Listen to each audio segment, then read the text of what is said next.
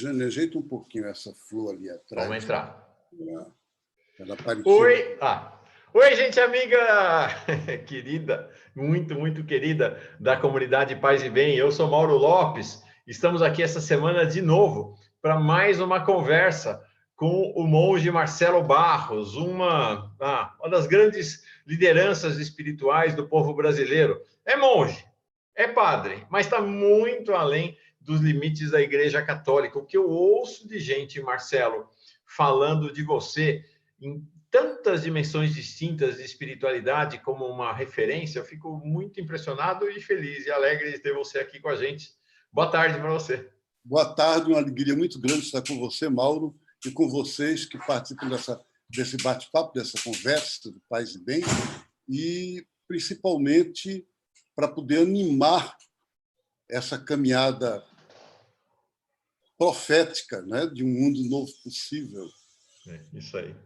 Bom, nós estamos falando ao vivo, neste momento, né, na terça-feira, dia 6 de agosto de 2019, agora são pouco depois de 4h30 da tarde, e daqui a pouco o vídeo fica disponível para você quando você quiser assistir, quando você quiser, tanto aqui no canal Paz e Bem, quanto aqui, comunidade querida da Pós TV 247.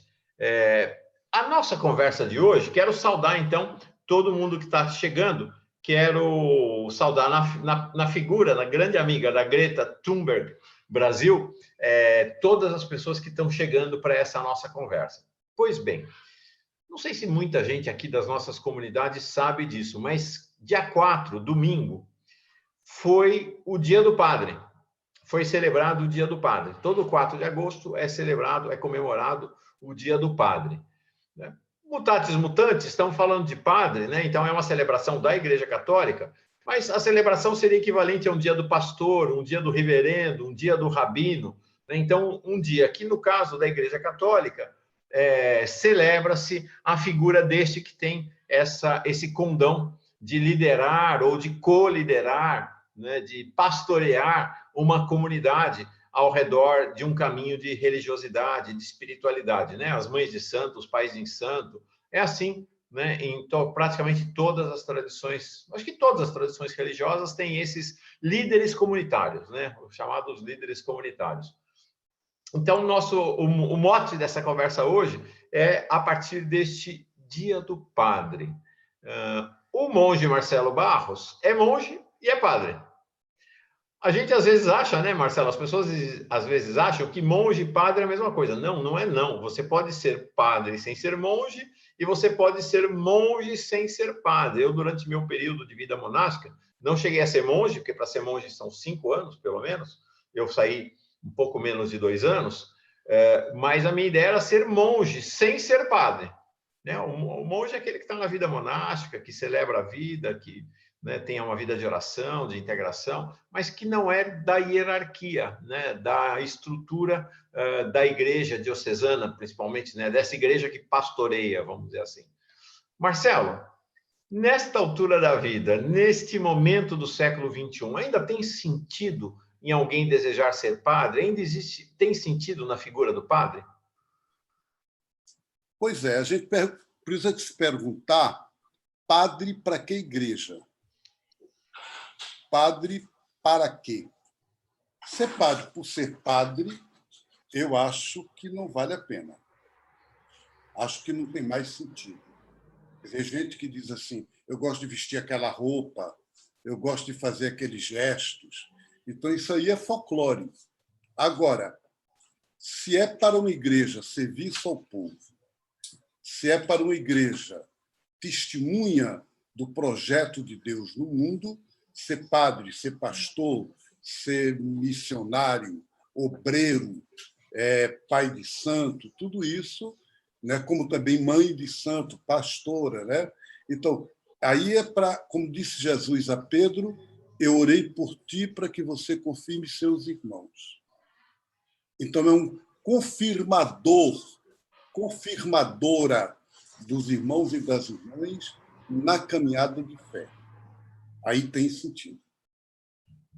O padre, o pastor, a pastora, a mãe de santo, o pai de santo, eles são, de fato, líderes, lideranças das comunidades nas quais estão inseridos. Mas, ao longo dos anos, especialmente no contexto do cristianismo, e aí estou falando, então, tanto dos padres quanto dos pastores, desenvolveu-se uma ideia de uma mini-hierarquia, né? De que a igreja seria uma igreja hierárquica, né? Então, tem o Papa, os cardeais, os bispos e os padres embaixo. E embaixo dos padres tem quem? Tem os leigos, as comunidades. Existe, ou deveria, de fato, existir essa hierarquia, Marcelo? Essa hierarquia é totalmente oposta ao Evangelho de Jesus e ao projeto de Deus. Porque o projeto de Deus é, como disse Maria no cântico do Magnificat, no cântico que ela cantou, Deus derruba os poderosos de seus tronos e eleva os pequenos. Então, é uma subversão, é uma reviravolta nas hierarquias do mundo. E essa reviravolta não é para criar uma outra hierarquia, mas é para criar uma comunhão, é para ser uma igreja circular. E é interessante porque todas as celebrações de igrejas antigas eram ao redor do altar. A gente ainda tem uma oração eucarística do século III que diz: nós que estamos aqui circunstantibus, quer dizer, ao redor do altar, no círculo. Então, a igreja não pode ser uma escada, não pode ser uma pirâmide, ela tem que ser um círculo.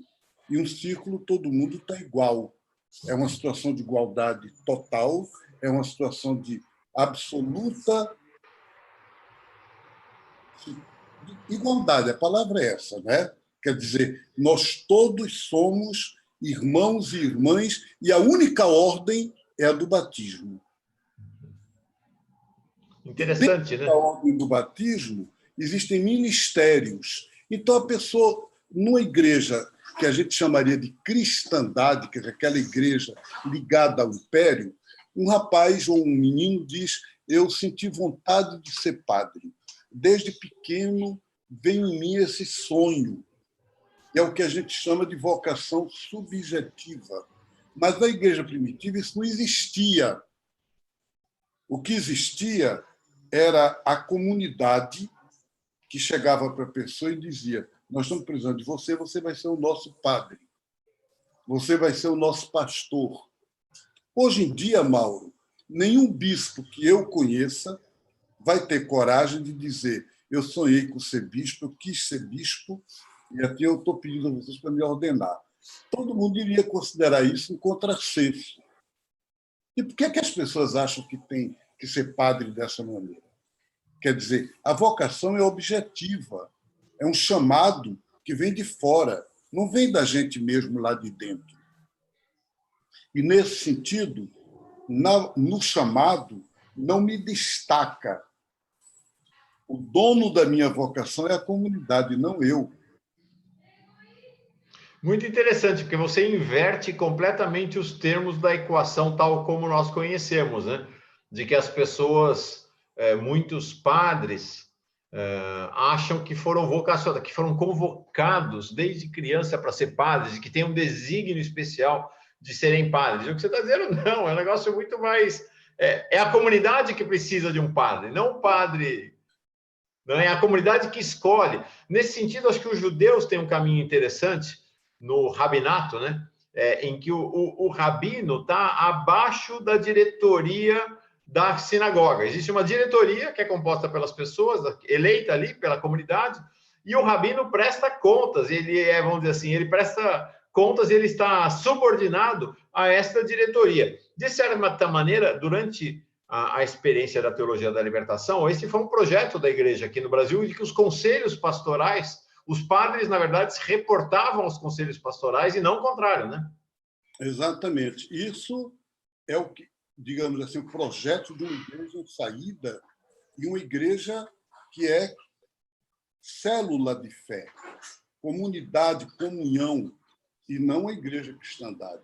Então, nesse sentido, é muito interessante, porque no século IV nós tivemos alguns casos na patrologia, na patrística, de padres de bispos e pastores que não queriam ser.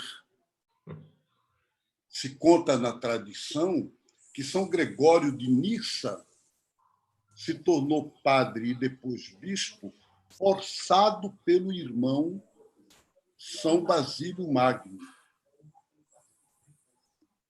E ele foi um excelente padre, um grande bispo, um grande santo da Igreja.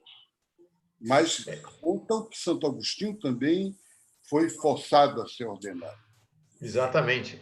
A gente que, né, na vida monástica, bom, você é monge, né, Marcelo, muitos e muitos anos nessa caminhada monástica, eu fiquei pouco tempo, mas estudei um pouco de vida monástica, diz que lá no começo, nos primórdios da igreja, era muito mais comum você ter monges, né, a vida monástica, a vida nos mosteiros era muito mais comum do que essa história da hierarquia da igreja. E aí diz que quando um bispo aparecia num mosteiro, todo mundo se escondia, morrendo de medo do bispo chegar lá e falar: não, preciso de você para ser padre, vou nomear você para ser padre. Todo mundo fugia e ia se esconder nas suas celas, né? Há uma sentença do Pai do Deserto, século IV, que diz que o monge tem que tomar cuidado com duas coisas: bispo e mulher. Mulher, a gente sabe por quê, né? Naquela época, com aquela mentalidade que eles tinham, hoje ninguém diria isso, e bispo, por causa disso que você está dizendo, porque ordenaria, mesmo a pessoa sem querer. Era ordenado e transformado em padre. E aí a vida é uma vida diferente, porque, gente, importante, um monge é alguém que está vocacionado, né, que tem um caminho, uma caminhada de vida em comunidade, de vida em oração, de vida de serviço, mas é uma vida muito centralizada pela sua relação pessoal com o divino. O padre, não, o padre tem relação com a comunidade, ele tem obrigação, ele tem deveres importantíssimos com a comunidade, né, a qual ele está inserido, está ligado, é muito diferente, né? Eu diria assim, tanto o monge como o padre, eles têm uma vocação comum, que é o batismo. Existem igrejas cristãs que são profundamente igrejas monásticas. Toda igreja. Por exemplo, igrejas orientais, onde quase todos os bispos são monges. Não é? A igreja anglicana, a igreja episcopal anglicana, é uma igreja que nasceu na igreja da Inglaterra do monarquismo. Foram os monges ingleses que criaram, que fizeram a igreja da Inglaterra. Então, como é isso? É que a vocação do padre, ela, antes de ser institucional, ela é carismática. O Evangelho de João, no último capítulo 21, Jesus pergunta a Pedro: Simão, filho de João, tu me amas? E o Pedro responde: você sabe que eu gosto de você. E Jesus diz: então apacenta as minhas ovelhas. Significa o quê? Que para apacentar as ovelhas de Jesus, o fundamental é o amor, é o carisma. Então, nesse ponto, monges e padres se juntam. Agora, como você diz, o padre é constituído pela comunidade que precisa de um serviço. E aí o serviço do presbiterato, porque no cristianismo não existe propriamente sacerdócio. Chamar o padre de sacerdote é dar ao padre um título do Primeiro Testamento judaico ou do Império Romano. O padre é presbítero, quer dizer, ele é um ministro. E ele é um presbítero. A vocação do presbítero é uma vocação colegial. Então, eu não sou padre, eu sou de um colégio de padres, eu sou de um grupo, que é o colégio presbiteral de uma diocese. Então, é uma vocação essencialmente coletiva, é uma vocação da igreja. Assim como o Papa Francisco tem trazido essa questão na dimensão dos bispos, né? Que ele diz: eu não sou o Papa, eu sou o bispo de Roma, né? Eu sou um dentre este colégio de bispos, né? Toda igreja é uma colegialidade, é uma comunhão, é um sínodo. A palavra sínodo significa caminho em comum. é um verbo, né? O sinagogel, que quer dizer caminhar juntos. Então, a igreja é um caminhar juntos. A primeira palavra do cristianismo foi caminho, caminhada. Então, caminhar juntos. E o clero é uma expressão muito infeliz, muito... Quando o Papa diz que o clericalismo é uma lepra, é uma doença, é um câncer. O problema é que o clericalismo não é apenas um abuso do sistema, ele é o próprio sistema. E a gente tem que mudá-lo. Ele se tornou o sistema, né? Não é verdade? Sim, totalmente. Totalmente. O que a gente vê nas paróquias é de cortar o coração, é de chorar, né? Leigos e leigas de cabeça baixa, o padre dando ordem como se fosse um generalzinho. Dizendo, Né? o dono sou eu, quem manda aqui sou eu. A gente ouve muito isso, é terrível. O padre olha e as pessoas abaixam a cabeça, ficam aterrorizadas, né? Uma relação... Eu tenho colegas, eu digo, meu Deus, como é que as pessoas, padres abertos, que tiram fotografias no Facebook, etc., de paramentos romanos enormes, de uma forma muito... Quer dizer, como se a vocação do presbítero fosse essencialmente celebrar missa. Celebrar missa, até o século III, segundo a tradição de Hipólito, quem coordena a comunidade coordena a Eucaristia. Celebrar missa, qualquer leigo e leiga deveria poder celebrar a ceia de Jesus.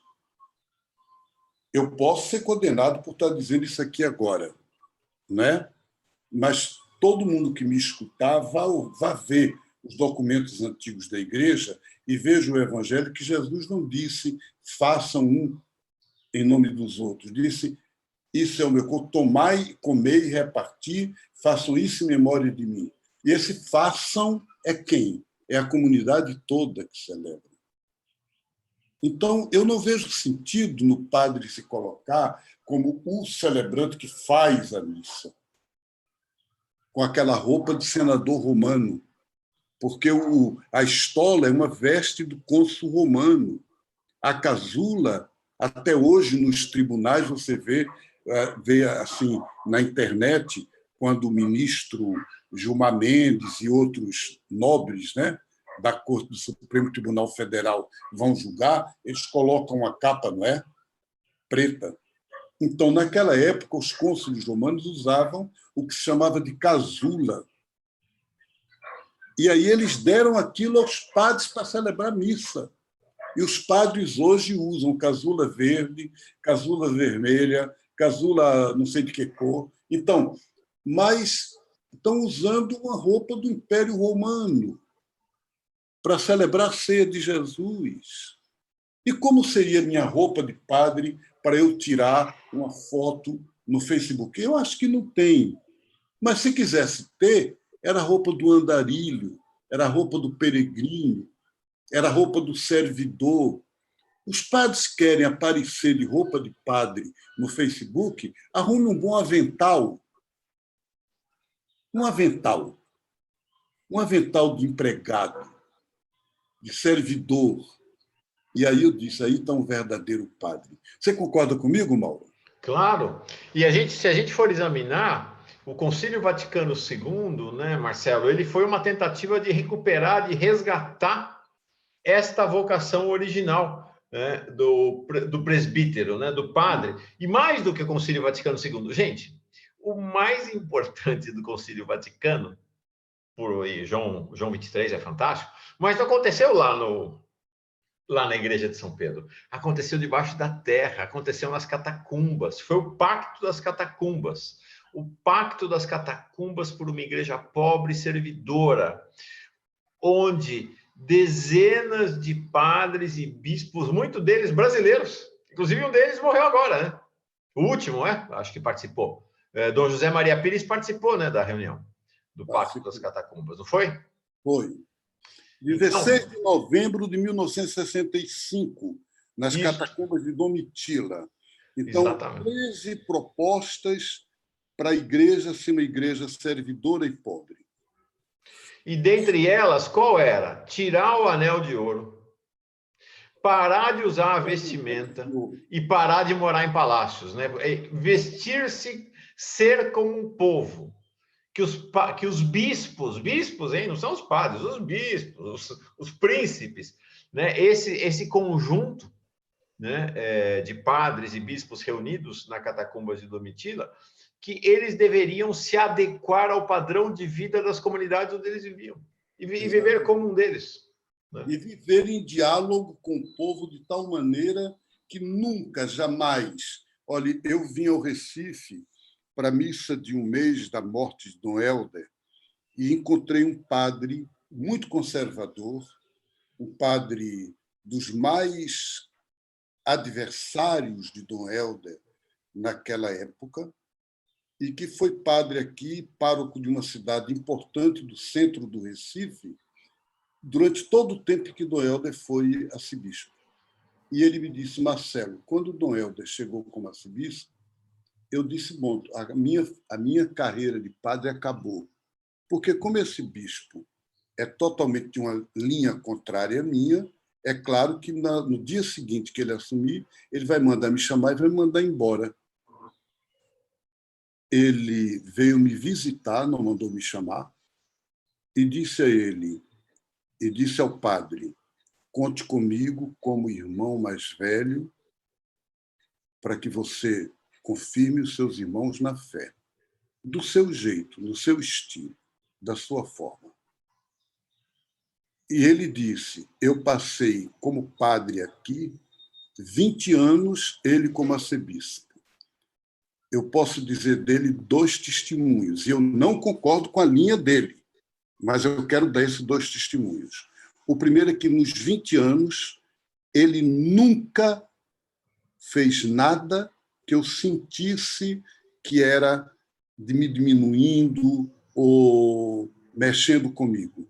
Sempre me respeitou, sempre me apoiou, sempre veio aqui toda vez que eu chamei e procurava viver o diálogo. Segundo lugar que eu queria dizer é que eu nunca vi nesses 20 anos, e eu participei de todas as reuniões do clero, nunca vi ele tomar uma posição de autoritarismo, de autoridade, de dizer que quem manda sou eu, vai ser como eu quero. Nunca, em 20 anos. É muita coisa, não é? Muita coisa. Então, isso eu acho que é o testemunho de bispos e padres de uma igreja em saída. 2 coisas. A primeira, o diálogo e uma atitude, mesmo com os adversários, vamos chamar assim, de não violência, de respeito e de humanidade. Acho, por exemplo, isso muito importante hoje no Brasil, em que as posições de direita e de esquerda estão muito acirradas. E, às vezes, eu escuto gente nosso, não é? Se eu conseguisse pegar aquele cara ali, eu torci o pescoço dele. É uma indignação que a gente compreende. Os profetas tiveram, Jesus teve. Mas a gente só vai construir alguma coisa nova se a gente conseguir ser mais humanos do que eles. Sim, é verdade. Você falou de Dom Helder. Nós falamos de Dom José Maria Pires. Dom Luciano Mendes de Almeida, os 3 mortos. E tem uma característica comum em relação à passagem dos 3, não é isso, Marcelo? Exatamente. Todos 3 faleceram no dia 27 de agosto. Dom Helder, no ano 99, Dom José Maria, Dom Luciano Mendes de Almeida, 2007, e Dom José Maria, 2 anos atrás, 2017. Se nós pegarmos esses 3 e mais a imagem que está na capa dessa nossa conversa, Dom Pedro Casaldáliga, ainda vivo, esses são exemplos desses padres da igreja dos primeiros tempos, da igreja do Vaticano II, né? Gente simples. Eu tive a graça, Mauro, a graça de Deus, uma graça absolutamente imerecida, de ser amigo desses 3, eu posso dizer que fui amigo de 2. E fui próximo de um, sem ser amigo, que eu não tive ocasião, porque eu encontrava Dom Luciano Mendes de Almeida nas reuniões da CNBB, uma vez viajei com ele de avião, mas não posso dizer que fui amigo no sentido mais pessoal. Mas do Dom Helder, e do José Maria Pires, com Dom Helder eu ia ao cinema juntos, né? E fui secretário para ecumenismo dele. E Dom José Maria Pires, durante vários anos, nós tínhamos um dia por mês de partilha em comum toda manhã. Nós nos reuníamos para rezar e partilhava a vida juntos. Depois almoçava, muitas vezes viajei com ele de carro. Então, eu tive essa graça de Deus de ser amigo dos dois. E o que é que eu posso dizer? O Dom José Maria dizia claramente: foi o povo pobre que me converteu. Porque eu conheci Dom José, um bispo tradicional. Dom Helder, não. Dom Helder, quando eu conheci, ele já era Dom Helder Câmara, do jeito que ele sempre foi. Já tinha se convertido, né? Mas Dom José Maria vestia hábito preto, aquela batina preta, todas as insígnias eclesiásticas, e ele foi mudando pouco a pouco, a partir do Concílio Vaticano II e a partir da inserção dele no Nordeste e da inserção dele nos movimentos sociais e com o povo pobre. Uma trajetória parecida com a de Dom Oscar Romero, né? Muito parecida, muito, muito. Gente convertida pelos pobres, né? No caso, Dom Romero em El Salvador e Dom José Maria Pires aqui no Nordeste, né? O Dom Pedro Casaldáliga, que foi meu outro amigo, né, de quem eu tenho muita gratidão, porque acho que muita coisa do que eu sou hoje em dia devo a ele, né? Quantas vezes? Uma vez eu viajei com o Dom Pedro de ônibus de Goiânia a Salvador da Bahia para uma reunião da CPT. 2 dias no ônibus juntos, um ao lado do outro. Você sabe qual era, quando não tinha momentos de oração e quando não estavam dormindo, uma coisa que o Dom Pedro fazia no ônibus? Poesia. E fazia poemas olhando o povo nas estações de ônibus do interior pelo qual o ônibus passava e parava. Ele anotava a vendedora de picolé, o carregador de bagagem da rodoviária. Essas eram as pessoas em que ele prestava atenção para orar. A oração dele era nessas pessoas que ele descobria a palavra de Deus, e para fazer, a partir dessa visão dessas pessoas, poesia. Maravilha, maravilha. É uma coisa. Deixa eu te falar de um assunto, quero voltar depois para esse mesmo trilha que você abriu. Que a gente falou aqui, mutatis mutandis, há muita similaridade nas figuras do padre, do pastor, do rabino, da mãe de santo, do pai de santo. Todos estes outros, Marcelo, casam. Os padres ainda são obrigados compulsoriamente ao celibato. Como é que você avalia essa situação? Penso que, hoje em dia, é quase um consenso em grande parte da igreja, fora aqueles mais arraigados mesmo a uma tradição, preso quase como de uma maneira fanática. Fora desses, todos os outros concordam, primeiro, que o ministério presbiteral nada tem a ver com o celibato em si. Segundo, que no mundo de hoje, aquilo que teria sido um dom, um carisma, a gente poderia dizer, digamos, uma riqueza espiritual, em outra época, hoje não é, e hoje não é testemunho do reino de Deus. Mesmo supondo um padre muito fiel, que obedeça ao celibato de uma maneira muito correta, que sentido tem isso hoje para a atualidade, para a sociedade atual? Quer dizer, o quê? Um testemunho de solteirão?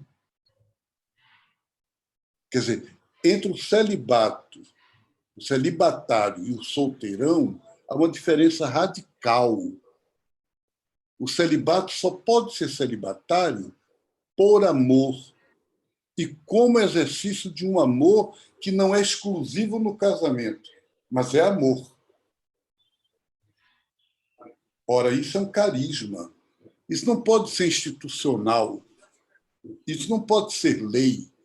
E é urgente que a igreja mude isso, para o bem dela própria e para o bem de todo o povo de Deus.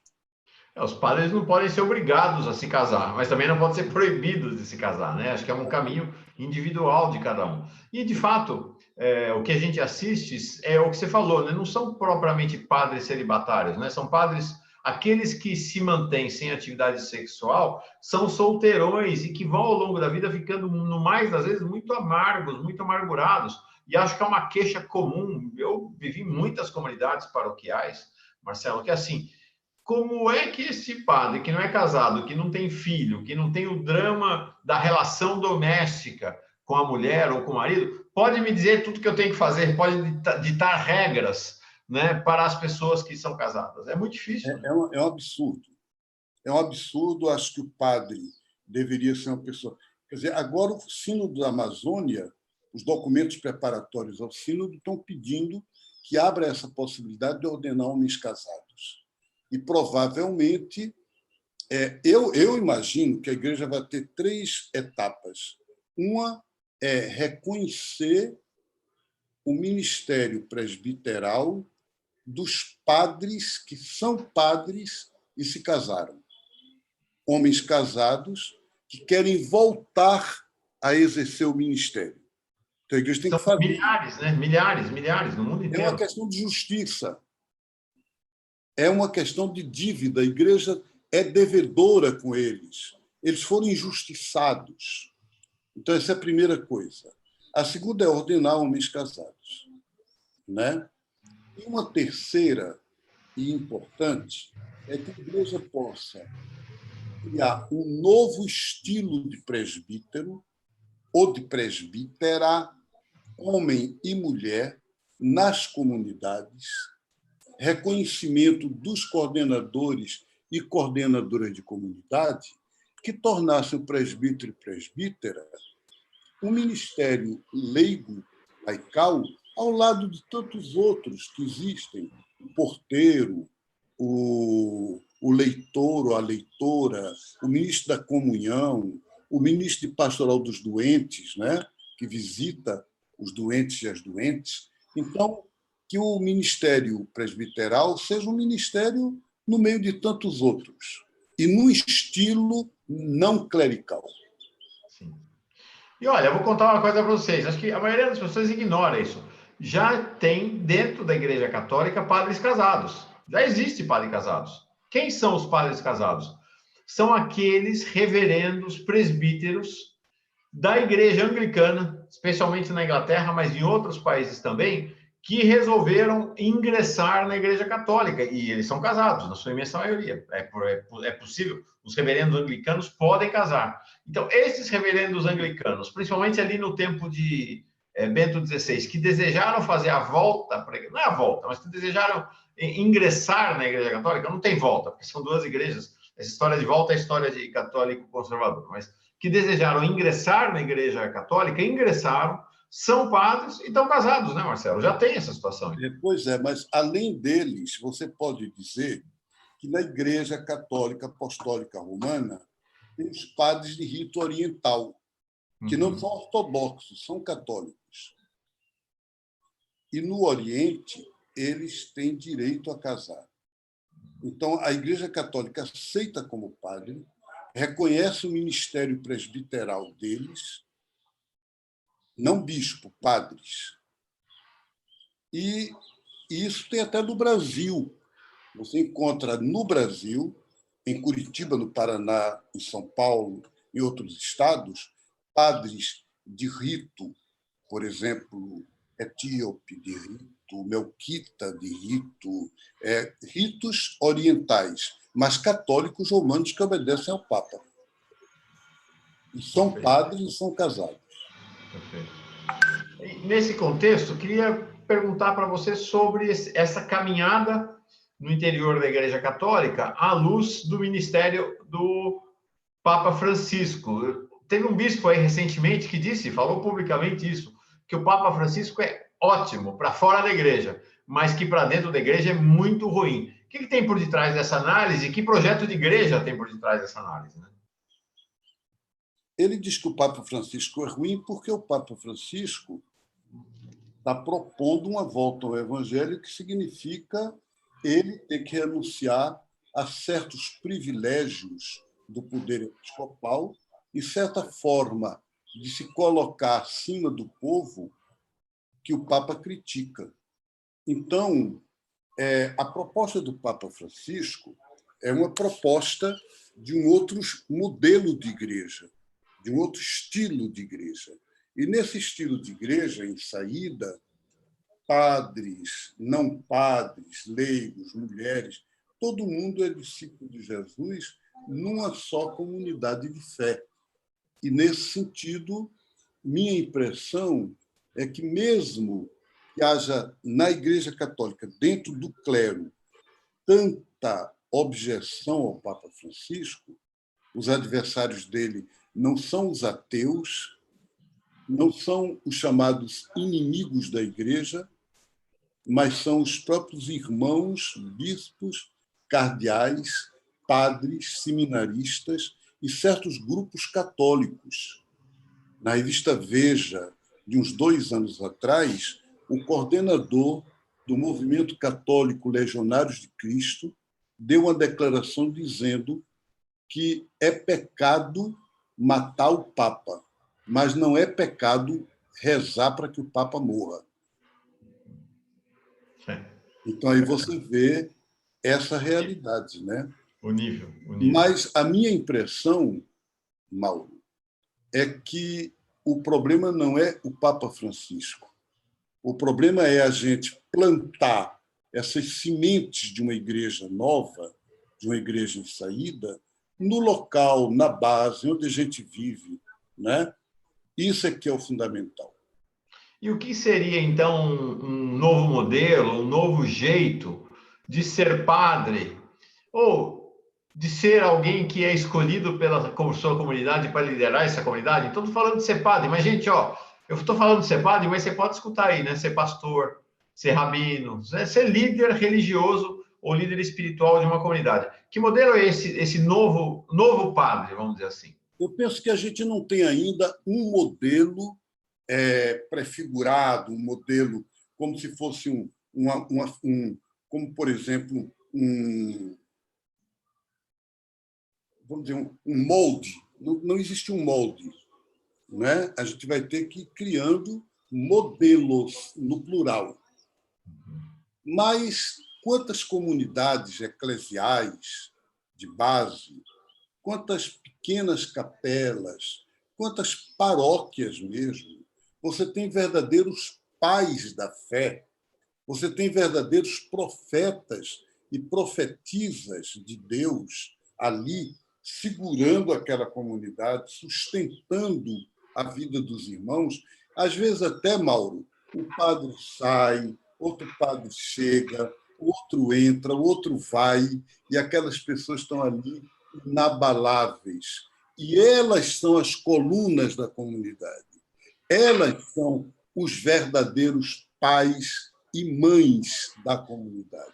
A palavra padre é a palavra que veio do latim, e até hoje no espanhol, padre e pai é a mesma coisa, né? Antigamente, quando eu era menino, na oração a gente dizia Padre Nosso que estás no céu. Quando eu era menino. Por quê? Porque padre e pai são palavras em português antigo iguais. Então, portanto, quando você pergunta o estilo de padre, eu diria um estilo de pai. E não estou caindo em patriarcalismo, porque eu sou a favor do pai e da mãe, do profeta e da profetisa. Estou dizendo que esses são os modelos novos que já existem. A gente só precisa valorizar, confirmar, apoiar, reconhecer, mas eles estão aí. Você tem esperança, então? Eu tenho muita esperança. Por isso, porque acho que no século XIX havia um grande profeta na igreja, que era o cardeal Newman. Ele foi evangélico anglicano, e passou para a Igreja Católica, e o Papa o tornou cardeal.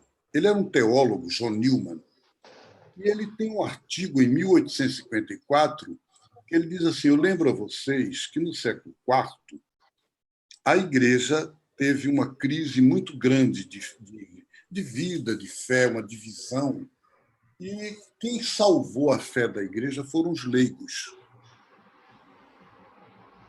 Quando muitos padres, bispos e até papas falharam, foi o povo de Deus, os leigos, que mantiveram a verdadeira fé e souberam levar a Igreja para frente. Agora, hoje, 2019, eu penso que esse artigo é atual como nunca. Então, a minha esperança está na maturidade das comunidades. Eu percebo que o clero está numa crise muito grande. Quando eu digo isso, talvez vocês logo liguem com esse problema todo dos escândalos, da pedofilia, e é um problema grave. Mas eu acho que há outros tão ou mais graves, do ponto de vista da fé. Eu me lembro que, na Itália, uma senhora de idade me pediu uma vez para eu falar com a neta dela para a menina não se desbatizar. E eu, que não sabia o que era, perguntei o que é desbatizar. É rasgar o documento do batismo publicamente numa missa de domingo. É chegar lá, pegar o atestado de batismo e dizer: eu me desbatizo. E aí a pobre da senhora católica tradicional me pediu: padre, por favor, peça a minha neta para não fazer isso.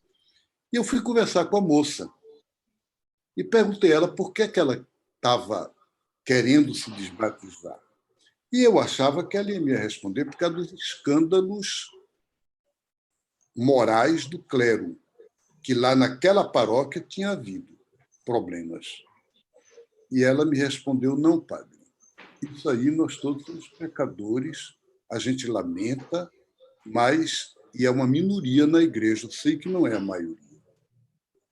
Agora, eu não posso ficar membro de uma igreja que não dialoga com a minha categoria humana, que é de ser jovem. Uma igreja que não respeita os jovens, não dialoga com os jovens, não aceita se inserir no diálogo, na comunhão com a juventude, não me interessa. Eu acho que isso que ela falou é uma profecia que interpela a mim, Marcelo, e deve interpelar todo padre e todo pastor. Será que a gente hoje está realmente abrindo a comunidade de fé para a juventude? Ou a gente continua querendo se aproveitar da juventude? Ter uma juventude na igreja em função da igreja, mas não a igreja em função da juventude. Bom, para falar que houve um outro momento também na história da igreja e que quem salvou essa instituição chamada igreja era um leigo. Estamos aqui no canal Paz e Bem, São Francisco de Assis. São Francisco de Assis era leigo, nunca quis ser ordenado padre, né? Recusou-se, né? Várias vezes. E foi lá, né? Como disse, como ele ouviu da imagem de Jesus, vai lá e reconstrói uma igreja, porque ela está em ruínas, né? Ele achando que era a igreja de São Damião ali, mas não era, né? Era uma mensagem voltada para a instituição igreja. E eu acho, Mauro, que hoje a gente poderia dizer, para quase finalizar a nossa conversa, uma coisa a mais. Sabe que é quem eu acho que hoje salva a igreja? Não somente os leigos da igreja, mas a quantidade de pessoas que buscam a paz, que buscam a justiça, que buscam o projeto de Deus fora das igrejas cristãs. Elas são como setas que apontam caminho. Sabe quando você está numa estrada procurando a indicação para onde ir e, de repente, você encontra ali uma... Como é que chama aquilo? Uma marca na estrada, né? Uma pista ali dizendo por aqui, à direita, à esquerda. Então, essas pessoas, sem ser de igreja, muitas vezes até sem se dizerem pessoas de fé, elas são indicativos. Elas servem de placas de orientação para o caminho da igreja a serviço do reino de Deus. Fantástico. Não é verdade? Temos esperança, então. Muita esperança. Legal. Muita esperança. E eu gostaria ainda de dizer outra coisa, é o pessoal que nos acompanha aqui nessa conversa. É que hoje a figura de padre, de pai e de mãe da igreja, vamos falar assim, para não ficar falando de padre, quem está cumprindo são vocês. É você, Mauro, são vocês que estão me acompanhando nessa conversa, muitas de vocês, que tem um ministério, né? Porque o padre é o presbítero. O que é presbítero em grego? Significa o ancião, a anciã, não de idade. Não está se falando de ancião de idade. Ancião no sentido de conselheiro. Eu sei que o Paz e Bem fez uma série de programas sobre Antônio Conselheiro, sobre Canudos, né?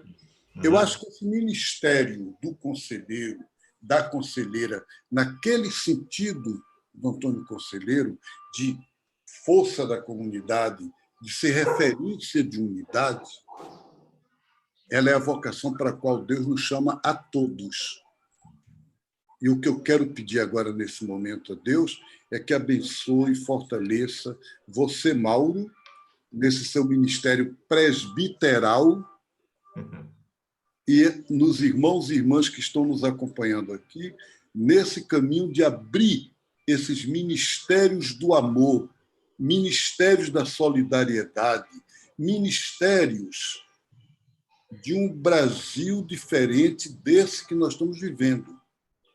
Para que nas eleições do próximo ano, municipais, e nas eleições presidenciais, esse ministério de pais e mães das comunidades possam mudar alguma coisa para o povo brasileiro. Aí sim a gente vai ter um novo estilo de igreja. E como é um novo estilo de igreja, um novo estilo de padres e madres, pais e mães da fé. Legal. Bom, ficamos com essa verdadeira bênção, com essas verdadeiras boas palavras tuas para nos alimentar essa semana, Marcelo. O monge Marcelo Barros, mais uma conversa aqui com a gente. Ah, Marcelo, que alegria da gente ser amigo, poder partilhar um trecho da vida. Paz e bem. Paz e bem para você, paz e bem. Paz e bem para todos vocês. É isso aí.